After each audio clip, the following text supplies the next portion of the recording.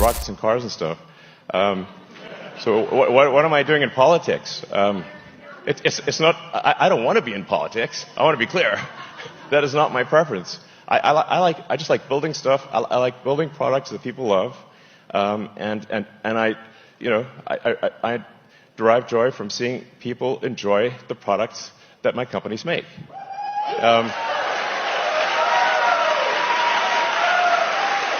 So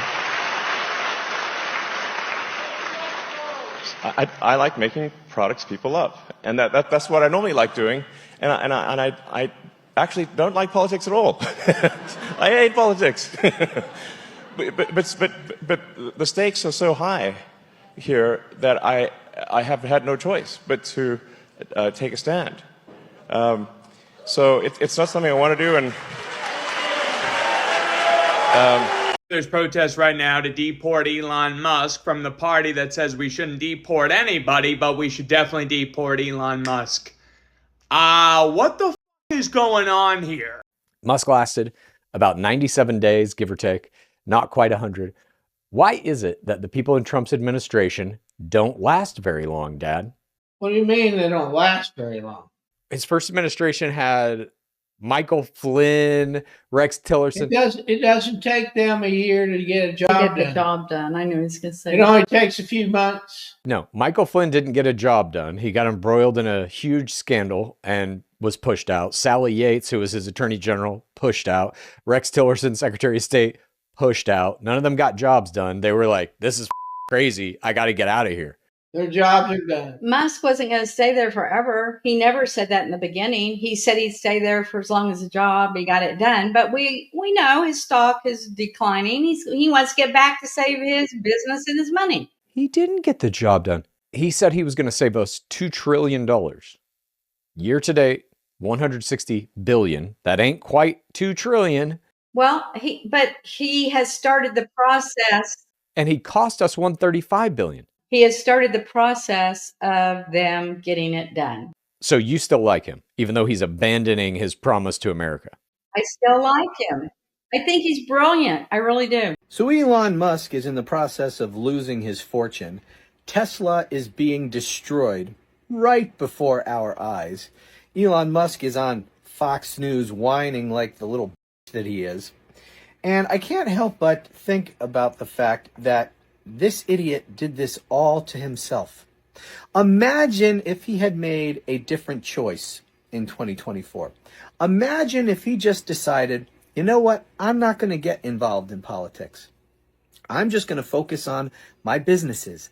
I'm going to focus on my dream of getting to Mars. I'm staying out of politics. None of this would be happening to him right now. His net worth would be going through the roof instead of crumbling before his eyes.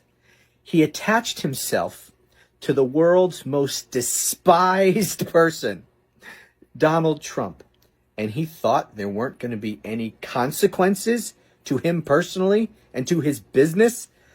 I'm sorry, please don't tell me that Elon Musk is a smart man. The guy's obviously a idiot. Dad, do you think that there's any possible way Elon Musk can restore Tesla's value, or is that company over? Oh, no, it'll be back stronger than ever. No, it's over. Soon as the tariffs kick in. Mom, do you think Tesla can be restored, or do you think the company is on the road to bankruptcy? I think it can be restored. I haven't seen any more people destroying his vehicles or places because they're going to go to jail if they do. They don't have to. The company is destroyed. They're down 71% in sales. Yeah, I know. He will bring it back. He's brilliant. He'll bring it back. It's over. How do you think he could bring it back? How do you think he can repair the damage he's done to the reputation of the company as it's associated with him? I don't know. I'm not that smart. Leave it up to him. He's poisoned it. He'd have to cut ties from Maja and rebrand as someone else. I don't even think that will do it. I think the only way to save Tesla is for him to very publicly sell the company to someone else and have nothing to do with it. Anything he touches is dead at this point, I think. Yeah, it's over. We think he's brilliant. We will see. Are you going to buy a Tesla? No, we've never said we wanted to buy an electric car. Never. I rest my case. The people who like him are now Majah. And Majah don't like electric cars. You guys like your oil. We've never liked him from the start, though. I know. That's what I'm saying. The only people that like him don't like his product, and the people that like his product don't like him.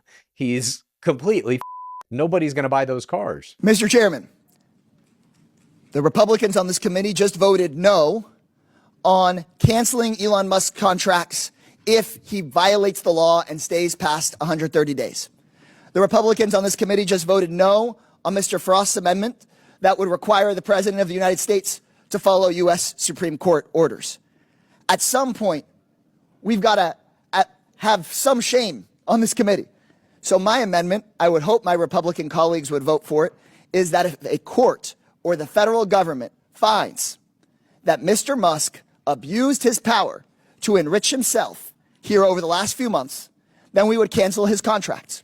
If a court finds that the richest man on earth went in, used the federal books, scraped people's data, steered contracts to himself, then we should maybe stop sending him $8 million a day and save the American taxpayer $3 billion.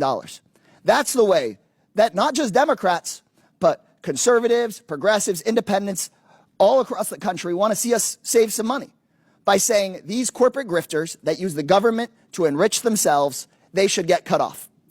And look, there's a House Republican majority today, but there could be a Democratic majority tomorrow, or at least in under 2 years. And when we are sitting on this committee, and if we get a chance to have the subpoena power and look into this and find out that Elon Musk has used his power to enrich himself, the consequences could actually be much greater than just having his contracts cut off.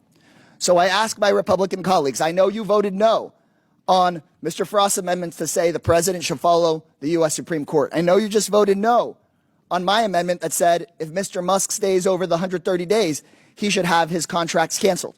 At a minimum, I would ask that you vote for this amendment that says if Musk breaks the laws, if he says that if we find out from a court or from the federal government that he steered these contracts to himself, then we shouldn't keep on rewarding him with billions in taxpayer dollars.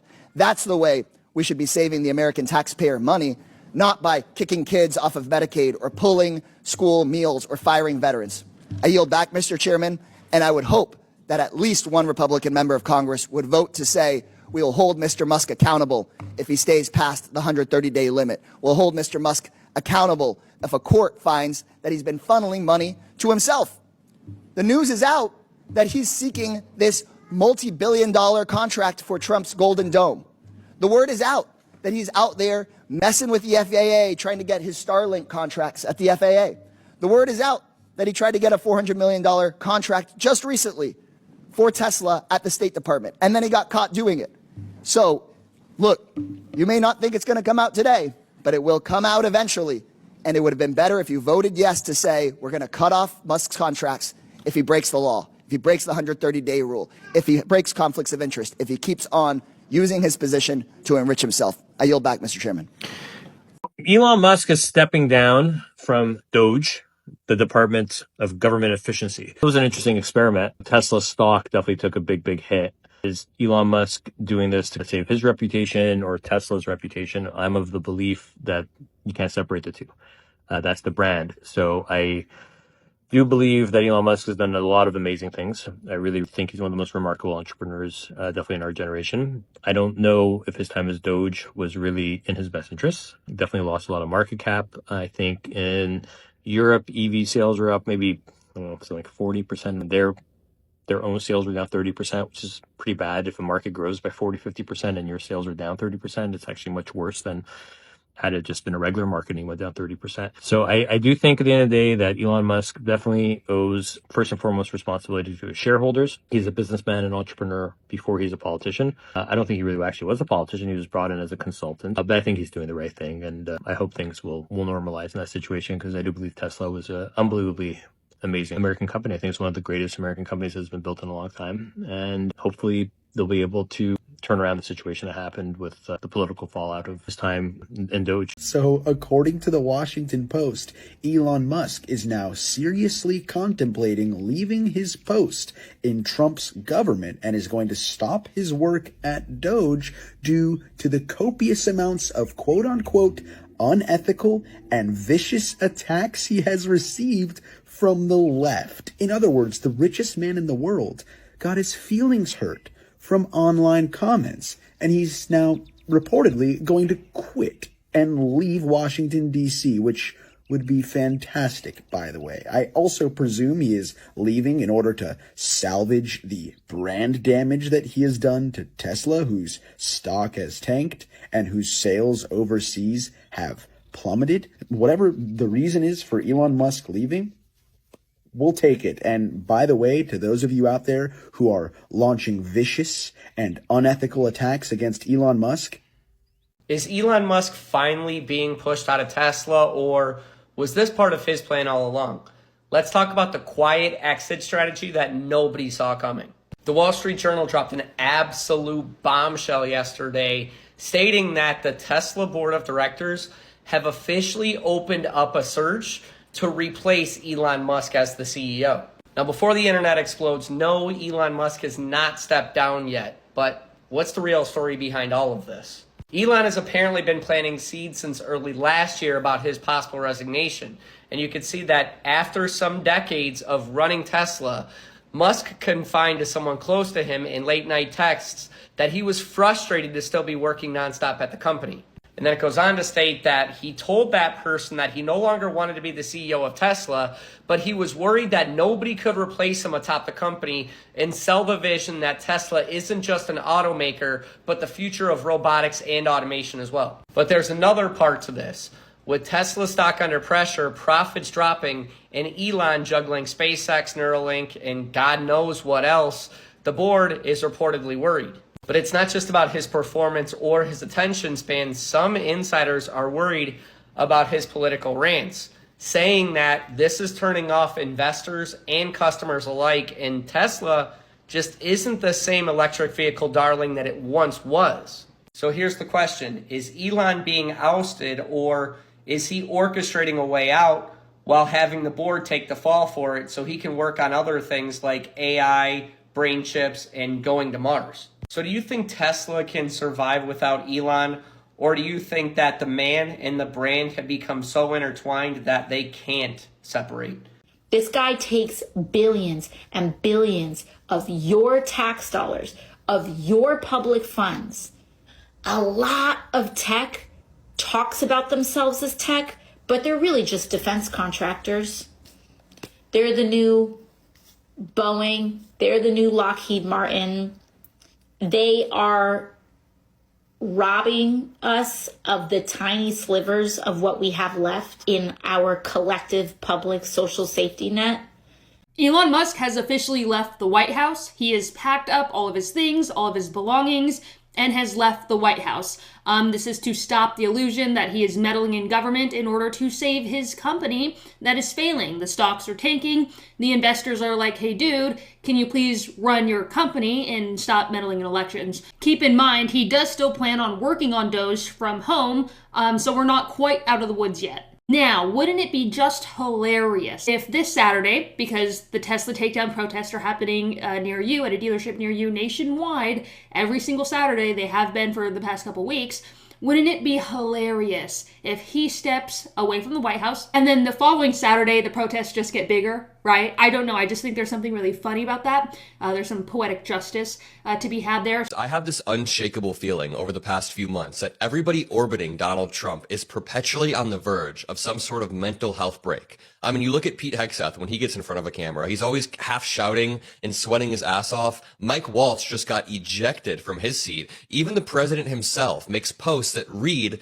like he's in the middle of a manic episode. I'm not saying that to be edgy. Like, this post genuinely reads like there is something wrong with the president, and you have to be able to admit that. Elon Musk is currently melting down on his own app because his own company is looking for a formal way to remove him as the CEO and replace him. So all of this loops together to paint a picture of an administration that is kind of on fire. I'm not even going to mention the tariffs or Signalgate. That is all for another video. I mainly want to talk about what the admin members have been doing over the past 24 hours to paint a pretty scary picture. Before we jump in with Elon Musk, let's read this middle of the night post from Trump. Now, don't worry, I respect you guys too much to read this whole post. I would never do that to you. But let's read a few key portions that really show how the president's losing his damn mind. So he said, the Democrats are really out of control. They have lost everything, especially their minds. These radical left lunatics are into the impeachment thing again. All right.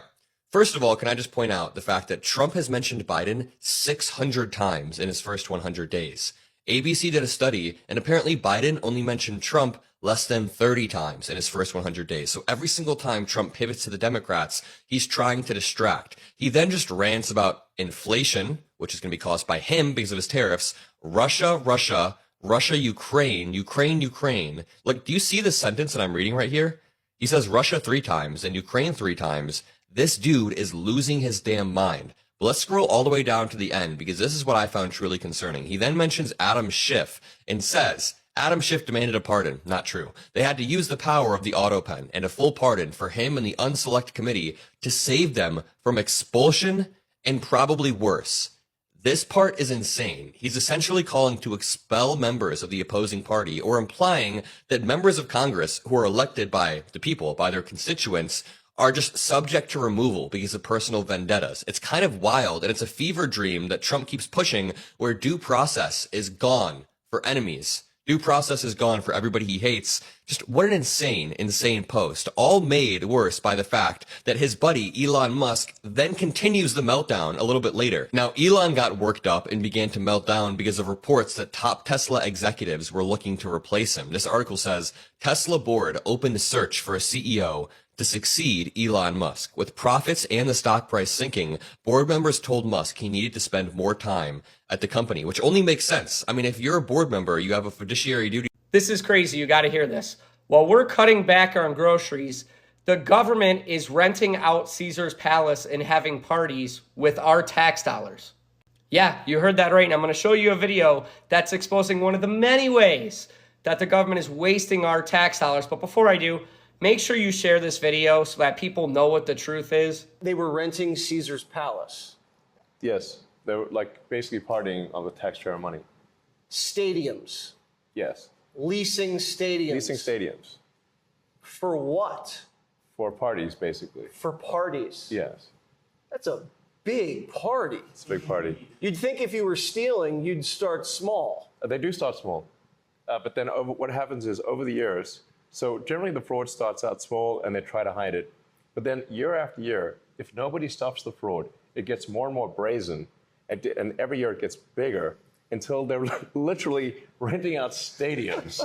So let me get this right. Personal debt's at an all-time high. The government can't afford to pay their bills. Inflation's been out of control for 4 years. And politicians are using our tax dollars to rent out Caesar's Palace so they can have parties. Am I getting that right? This is why I'm more interested in the financials of a president than I am the things that they're saying. Because when you start to break down the financials, you'll see they never really cared about you in the first place. And I'm not saying that to scare you. I'm saying that to empower you. Once you realize that it doesn't matter if it's left versus right, they're all just going to do the exact same thing. You take the power back and you go, okay, if you don't have my best interest in mind, I'll have my best interest in mind. And that's why I expose the truth like this and show you ways that you can start building wealth for yourself and not be dependent on the government, because you can see this is what they're doing with your money.